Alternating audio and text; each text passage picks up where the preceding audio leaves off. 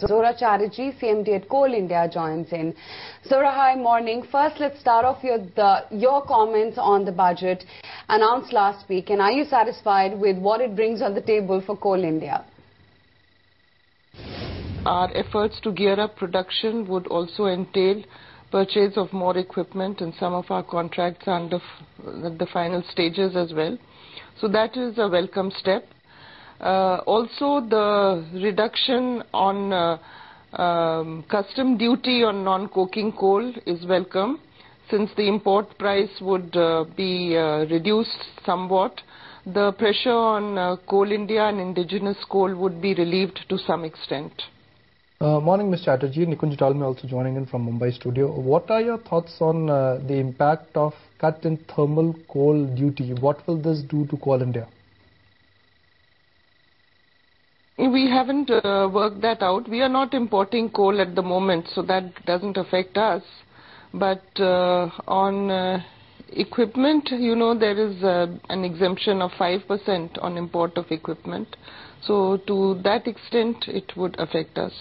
The total value, we may say, is 400 to 500 crore is the value of imported equipment at present. Zora, there are expectations of a higher service tax outgo of about 100 crore rupees. Is that a correct estimate? I can't give you really a figure on that. I have called for the calculation. I haven't got it yet. But it would be within 100 crore, I expect. Can you analyze around 60 or thereabouts.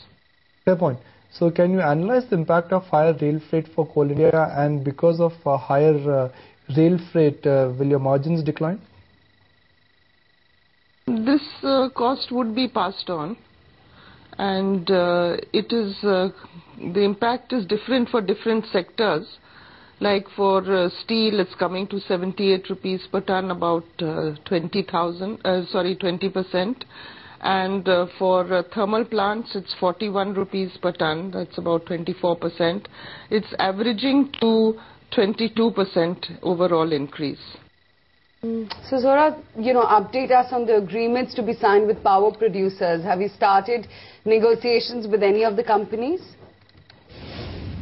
As per the advice from the Ministry of Coal, we are to sign agreements by 31st March with those consumers which have signed PPAs and have been commissioned on or before 31st December 2011. So that is 51 FSAs are required to be signed by 31st March. So we are gearing up to that. We have amended the drafts to accommodate the new trigger level, and we would be seeking approval of the Coal India board on that. But so is Coal India looking at a price hike in the near term? There is no figure which I can peg to it just now, because as you know, when we changed over to GCV pricing, we had stated that we would have to study the impact and put a course correction in the month of April. So we would, of course, be looking at the price again in April for that reason. And meanwhile, there has been the impact of the budget, which would also have to be factored in. So I cannot say right now. It would depend on the numbers and how it's working out on Coal India's internal economics. But you could expect a hike of some order in April. Zora, what are your comments on Children's Investment Fund threatening to take legal action as the minority shareholder rights are violated as price hikes are rolled back?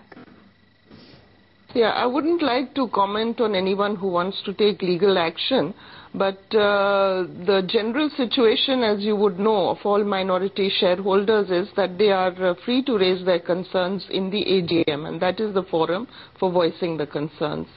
Otherwise, it's a free market, and anyone who is not satisfied is welcome to sell their shares. And finally, Ms. Chatterjee, what about your production target of 440 million tons for FY12? Is Coal India on course to achieve that? The target of 440 million tons is the target for this year, and we are trying to achieve it. It's going to be tough. As of date, we have crossed 410 million tons, and we are working towards achieving it.